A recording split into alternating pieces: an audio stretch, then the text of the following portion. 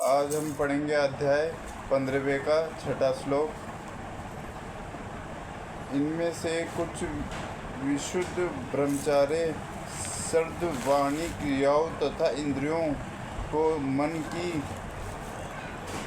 निर्वेशन रूपी अग्नि में स्वाहा करते देते हैं, तो दूसरे लोग नियमित गृहस्थ इंद्रिय विषयों को इंद्रियों के अग्नि में स्वाहा कर देते हैं। मानव जीवन के चारों आश्रम के सदस्य ब्रह्मचारी, गृहस्थ, वानप्रस्थ तथा सन्यासी पूर्ण योगी बनने के लिए निमित्त हैं। मानव जीवन पशुओं की भांति इंद्रिय तृप्ति के लिए नहीं बना है।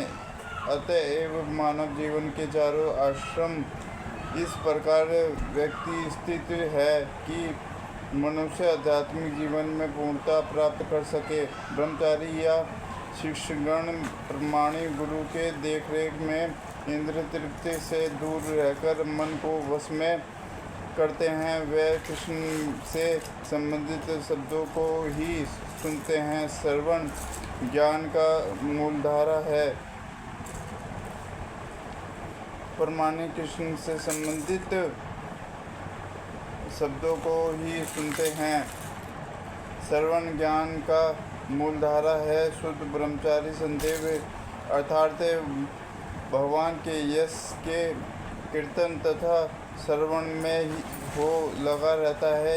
यह वह संसारिक शब्द ध्वनियों से दूर रहता है और उसकी श्रवण हरे कृष्ण की आध्यात्मिक ध्वनि को सुनने में हो लगी रहती है। इसी प्रकार से गृहस्थ भी, जिन्हें इंद्रिय की सीमित छूट है, बड़े ही संयम से इन कार्यों को पूरा करते हैं। और यौन जीवन, मादक सेवन और मांसाहार मानव समाज की सामान्य प्रवृत्ति है, किंतु संयमित गृहस्थ कभी भी यौन जीवन तथा अन्य इंद्रिय तृप्ति के कार्यों में अनियंत्रित रूप से प्रवृत्त नहीं होता। इसी उद्देश्य से प्रत्येक सभ्य मानव समाज में धर्म विवाह का प्रचलन है। आसक्त यौन जीवन भी इन प्रकार का यज्ञ है, क्योंकि संयमित गृहस्थ उच्चरण दिव्य जीवन के लिए अपनी इंद्रिय तृप्ति की प्रवृत्ति की आहुति कर देता है। दूसरे जो मानव मन तथा इंद्रियों को वश में करके आत्म साक्षात्कार करना चाहते हैं, संपूर्ण इंद्रियों तथा प्राणवायु के कार्यों को संयमित मन रूपी अग्नि में अतिरिक्त कर देते हैं। यहाँ पर पतंजलि द्वारा सूत्रबद्ध योग पद्धति का निर्देश है। पतंजलि कर्त योग सूत्र में आत्म को प्रत्यक्षात तथा परमात्मा कहा गया है।